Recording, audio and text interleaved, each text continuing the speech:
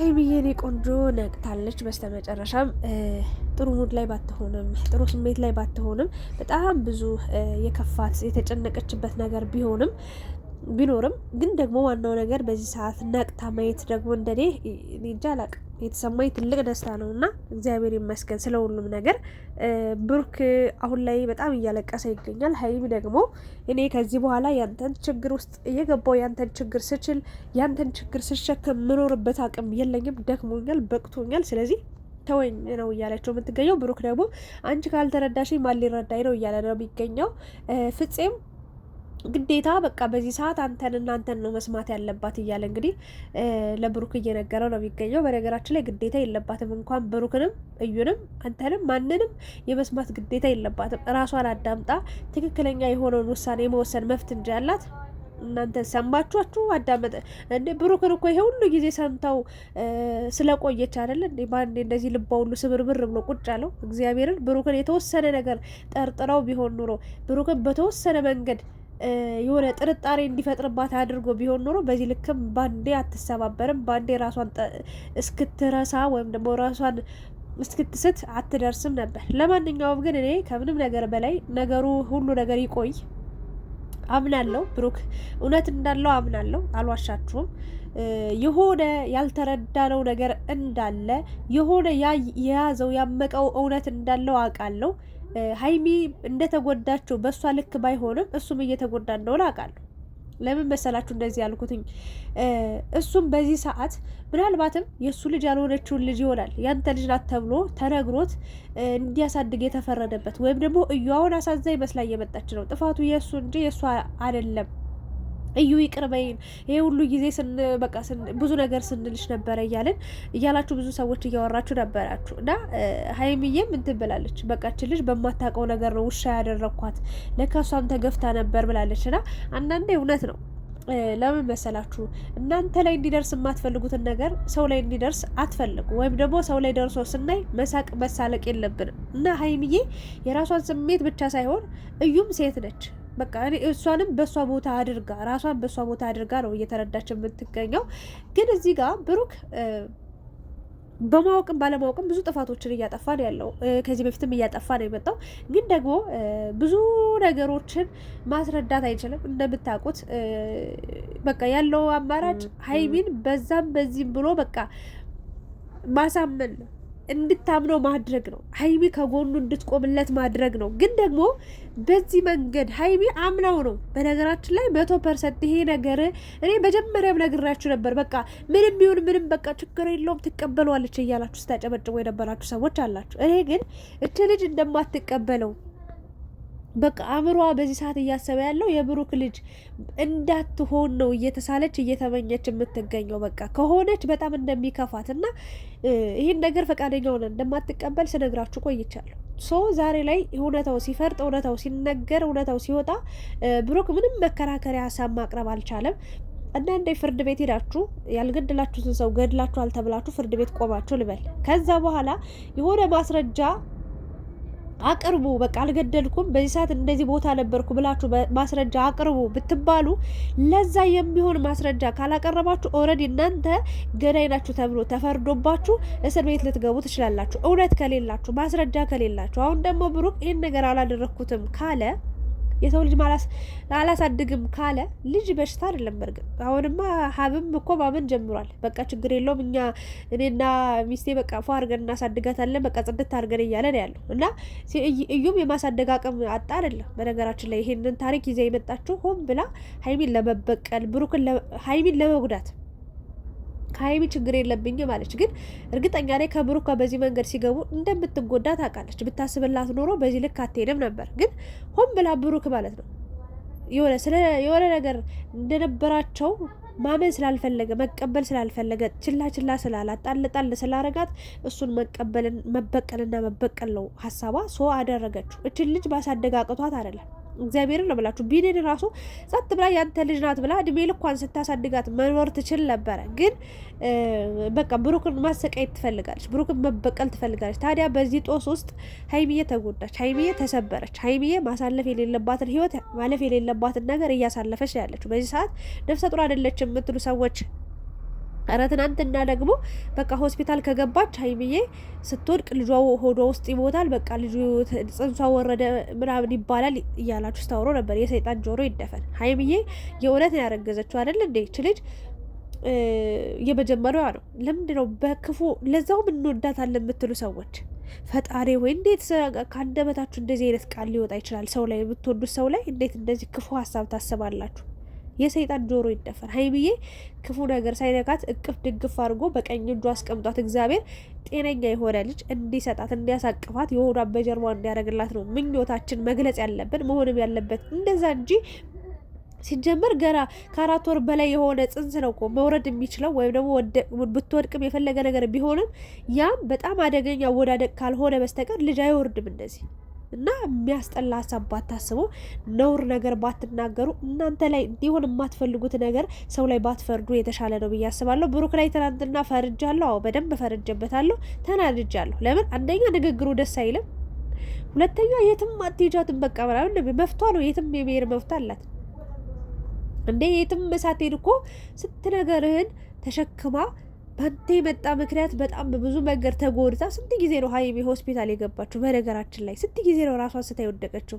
ሁሉም እዛ ጋር የሆነ ድብድብ ውስጥ የገቡ የድብድብ ውድድር ውስጥ ያሉ ነው የሚመስሉት። ሁሉም ሲራገጡ ነበር። ለሀይሚ ደህንነት፣ ለሀይሚ ጤንነት ግን ማንም ዞር ብሎ አላየም። ስትወድቅ ግን ሆ ብሎ መጣ ሁሉም ማለት ነው። አብዛኛውን ጊዜ እኛ ሀበሾች እንደዚህ ነን። አንድ ሰው ከመውደቁ በፊት፣ ከመጎዳቱ በፊት፣ ከመታመሙ በፊት፣ ከመሞቱ በፊት ማድረግ ያለብንን ነገር ሳናደርግ ቆይተን ሲሞት ወይ ሲወድቅ ወይ የሆነ ነገር ሲደርስበት ያኔ ከንፈር መምጠት ምን ይጠቅማል? ምን ይረባል? እና ትናንትና ያየነው ነገር በጣም የወረደ ሀሰንም በጣም ተጨማለቅ እዚህ እኔ ነግሬያቸዋለሁ። በሀይሚና በብሩክ መሀል ወይም ደግሞ አጠገብ ፍፄ ራሱ በጣም የሆነ አጨብጫቢ ነው እያለ ካታጨብጭብ አይመለከትም። እዚህ ውስጥ ውጣ ሲጀበል ማለት ነው። ብሩክ ማስረዳት ያለበትን ነገር ያስረዳ፣ አቅም ባለው መንገድ በሙሉ ይጠቀም። ያሳዝናል። ብሩክም እያሳለፈው ያለው ነገር ከሀይሚ ባይበልጥም፣ ሀይሚ 2 ነፍስ ነች። በነገራችን ላይ ወንድ ልጅ ብዙ ነገር የመቻል አቅም አለው። እች ልጅ ግን ሴት ልጅ ነች። ብሩክም እየተጎዳ ነው። አስባችሁታል? እንግዲህ የእሱ ልጅ ያልሆነውን ልጅ ነው አሳድግ ተብሎ ወይ ደግሞ ያንተ ልጅ ነው ተብሎ እየተነገረው ያለው። ይህንን ነገር መስማት ራሱ ይህንን መቀበል በራሱ ሌላ ህመም። ግን በቃ እንትና በሀይሚ በብሩክም ዙሪያ ያላችሁ ሰዎች ለሀይሚም ለብሩክም ጠቃሚ አይደላችሁ፣ ሾካካ ናችሁ። በቃ ነገር በአባባስ ነገር እንዴ በቃ እሱ በዚህ ሰዓት በቃ አንተ የምትላትን ነው መስማት ያለባት ምናምን ሲል ነበር ፍፄ። መስማት ግዴታ የለባትም። በነገራችን ላይ ማንንም የመስማት ግዴታ የለባትም። አሁን ላይ ሀይሚዬ ደህና ናት፣ ነቅታለች። እግዚአብሔር የተመሰገነ ይሁን። የነገውን ደግሞ ፈጣሪ ያውቃል። ብሩክን በጣም ስትረስ ውስጥ ጭንቀት ውስጥ ገብቷል። የልጅቷ ጉዳይ ግን ያሳድጋለው ብሩክን እግዚአብሔር ትንሽ ግን አታስብም? መድኃኒዓለምን አንተ አንድ ሴት እየጠበቀች እየወደደች እያፈቀረች ለአንተ ስንት ዋጋ ከፍላ ይሄ ሁሉ መንገድ አብራ ተጉዛ መጣ ይሄ ሁሉ ችግር ተቋቁማ አልፋ የመጣችን ሴት ዛሬ ላይ ከማትታወቅ ሴት ከማንም ሴት ለዛውም ያንተ ልጅ ትሁን አትሁን የማትታወቅ ሕፃን ልጅ ይዘህ መጣህ። በቃ ልጄን ላሳድግ ልንከባከብ። እንዴ ሀይሚም እኮ ሌላ ኃላፊነት ምን ይሰማታል? ለሞራሏ ራሱ ስታስብ እችን ልጅ ሙሉ በሙሉ አልቀበልም ብለህ መሸምጠጥ ነበረብህ። በእርግጥ ልጅ ናት እኮ ግን በቃ እውነታው እስኪወጣ ትክክለኛ ዲኤንኤ እስኪታወቅ እንኳን ለሀይሚ ማብራሪያ ግን አሁን ላይ የተረዳሁት ብሩክ በቃ ልጄን አርፌ ላሳድግ በቃ ወይ እንለያይና ልጄን አርፌ ላሳድግ ነው እያለ ያለው። በዚያ አቋሙ ከቀጠለ እመኑኝ እዩ እንዳሰበችው ተረጋግጦ ሀሳቡ ወደ ብሩክ ብትመጣ ይመስለኛል። ወይ ደግሞ እሱ ወደ እሷ ሄዶ ልጃቸውን አብሮ ቢያሳድጉ ይመስለኛል። ግን ደግሞ የሀይሚ ህይወት የሚለው ጥያቄ ምልክት ነው። ሀይሚን አንተ የመውቀስ መብት የለም። አንተ እውነት አለው ብለህ ማነው የሚረዳኝ ብለህ እሪ እንደምትለው ሁላ ሀይሚ ከአንተ በላይ እውነት አላት። ከአንተ በላይ ታግሳሃለች። ከአንተ በላይ ብዙ ዋጋ ከፍላለች። ለአንተ ስትል በጣም በብዙ መከራ ውስጥ ገብታለች አይደል እንዴ? ይሄ እኮ ሚዲያ የሚያውቀው ሀቅ ነው። ያንን ሁሉ ነገር ረስተህ ያኔ እኮ በቃ ብር ይሆናለሁ ችግር የለውም ሁሉንም ነገር እንወጣዋለን ብለሽ የነበረውን ለምን ተውሽኝ እንዴ? በቃ ስትነግራት የነበረው ነገር አመማታ። ታዲያ ያኔ እኮ ዋሽተህ እንኳን ሀይሚዬ እባክሽ ይህን ነገር አስቢበት ከማስረገዝ በፊት ሀይሚን ከማስረገዝ በፊት ቁጭ ብለህ ችግር የለውም ምናምን ስትል ባንዴ አስበሽበታል ወይ? እንዲህ ቢሆንስ በምን አይነት መንገድ ነው ልትቀበይ የምትችው? እንዲህ ቢሆንስ በምን አይነት መንገድ ነው ልንቀጥል የምንችለው? እስኪ ንገሪኝ ብለህ መጠየቅ አልነበረብህም? ማስረዳት አልነበረብህም? የሆነ ትንሽዬ ጥርጣሬ እንዲፈጥርባት አታደርግም ነበር? ግን 100% አይደለም ይሄድ አይደለም ስትል ቆይተ ከዛ ያንተ ነው ሲባል ሀይሚ ምን ይሰማታል? አንተ እንኳን የተሰማን ስሜት እያየ ነው አይደል? ሶ ብሩክ ከምንም ነገር በላይ ንግግር መልመድ መቻል አለብህ። እያንዳንዱ ንግግር እያንዳንዱ ከአንደበት የሚወጣ ቃል ሀይሚን የሚሰብር መሆን የለበትም። ሀይሚን የሚያጠነክር ሀይሚን የሚያበረታታ እንጂ አንተ በቃ አዝናለህ ማንንም ለማስደሰት ለማንም ብዬ አለች እኔ ካንተ ጋር አልሆንም። በቃ የሰው እንዴ ልጅ ተቀብለሽ አብረሽ ቁጭ በይ። ኧረ በስመ አብ ወልድ የትኛው ዓለም ላይ ነው እንደዚህ? በጣም ከባድ ነው። ለዛውም እናቷ ሞታ ቢሆንስ እሺ፣ በህይወት እያለች መከራ ስቃያቸውን እያበላቻቸው ወይ እዩና እሷ የተለየ ነገር እንዳላቸው አላቅም ብለሃል። ምንም ሊኖር አይችልም። እንዴ ስሜቷን በተለያየ ጊዜ ሽንፈት እኮ ነው። መድኃኒዓለምን ላንተ ብላ በትክክለኛ መንገድ ስትከራከርልህ ቆይታ ከፊት ለፊት ላንተ በቃ ተሟግታለህ። ደረቷን ማለት ይቻላል ለጥይት የሰጠችው አይደል? ፊት ለፊት ቆማ ካንተ በላይ እሷ እርግጠኛ ሆና ስትከራከርልህ ቆይታ እዩ በቃ ታያላችሁ እውነታ ይወጣል ስትል ስትዝትባት ስትፎክርባት ቆይታ ሁሉ ነገር ባንዴ በቃ ሲከሽፍ ሀይሚ መጫወቻ መደበሪያ ስትሆን እዩ እንዴት እየተጫወተችባት እንደሆነ አይታየም? እግዚአብሔር ይሄ እኮ ትልቅ ስሜትን ይሰብራል። ሶ እኔ ሀይሚዬ ደህና ስለሆነች ደስ ብሎኛል። በዚህ ሰዓት ግን ብሩክም ፍፄም ሀሰንም ሀብም በዚህ ሰዓት ሀይሚን የማስጨነቅ መብት የላችሁም። ይሄንን አድርጌ እንዲወራጅ እንዲውጪ አትችሉም። መብት የላችሁ። እውነት አላት። ተበድላለች፣ ተገፍታለች፣ ተዋሽታለች። ብሩክ እዚህ ጋር እያወቀ ነው የዋሻት።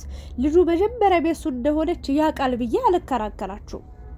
እኔ አሁን እየተረዳሁት ያለሁት ነገ እውነታው መውጣት አይቀርም። እግዚአብሔር ደግሞ አንድ ቀን የብሩክን ሀቅ ያወጣ ይሆናል። ያኔ የብሬ ነው ብላችሁ ሁሉ ነገር ይታወቅለታል። ግን በዚህ ሰዓት ሀይሚም ሁሉም ሰው የሚያስበው የሚያውቀው እንደዋሻት ነው። በቃ መዋሸት አልነበረበት። ቢያንስ ጥርጣሬ እንድታደርግ መናገር ነበረበት። ይሄን ነው ልላችሁ የምችለው። ለማንኛውም ሀይሚዬ ሰላሙኝልን፣ አትጨናነቂ፣ ስትረሱ ሳትግቢ። ያው ህይወት እንደዚህ ነች። ለሴት ልጅ ፈተናዋ ብዙ ነው። መድኃኒዓለምን ነው ብላችሁ ሴት ልጅ ሲንግል ሆና የነበረችው ላይፍ የታደለችው በእውነት ለብላችሁ ስታገባ ህይወቷ ሁሉ ወደ ገነት ይቀየራል። በቃ ሲኦል የነበረው ህይወቷ፣ ማጣቷ፣ ማልቀሷ፣ መከፋቷ ሁሉ ነገር ጠፍቶ አልቆ በማግኘት በደስታ በሳቅ በፈገግታ ተቀይሮ ህይወቷ ተስተካክሎ ያማረ ትዳር ስትኖር ያማረ ቤተሰብ ስትመሰረት እናያለን። በተቃራኒው ደግሞ አንዳንድ ድለቢስ ስለሆኑ ሴቶች ደግሞ ህይወት በሲንግል እድሜያቸው ወይ ደግሞ ሲንግል የነበሩ ሰዓት ህይወታቸው ያማረ የተስተካከለ ፈገግታቸው ከፊታቸው ጠፍቶ የማያቅ ጥርሳቸው ለሰከንድ እንኳን ተከድኖ የማያቅ እንደፈለጉ ሲቦርቁ ሲስቁ የነበሩ ሴቶች ልክ እንዳገቡ ፍቅር የሚባለውን ነገር ጅምር እንዳረጉ ህይወታቸው ሁሉ ስቃይ በስቃይ እንደሆነ ዘመናቸው በሙሉ በእንባ በለቅሶ ያልቃል። በቀድሚያቸውም እንደዚያ ያልቃል። አንድ ቀን ሳይመቻት፣ አንድ ቀን ሳይደላት፣ አንድ ቀን ትክክለኛ ጥሩ ደስታን ሳትደሰት ትሞታለች። እና የሴት ልጅ ህይወት አንዳንዴ እንደዚህ ነው። እና ሀይሚዬ ደግሞ ከበጣም በጣም በትልቁ እየተፈተንሽ ነው ያለሽው። በዚህ መንገድ ማለፍ አልነበረብሽም። ግን ደግሞ ሁሉ ነገር ለበጎ ነው። ፈጣሪ ነገር ምን እንደሚያደርግልሽ በምን መንገድ እንደሚክስሽ አይታወቅም። እና እግዚአብሔር ከአንቺ ጋር ይሁን።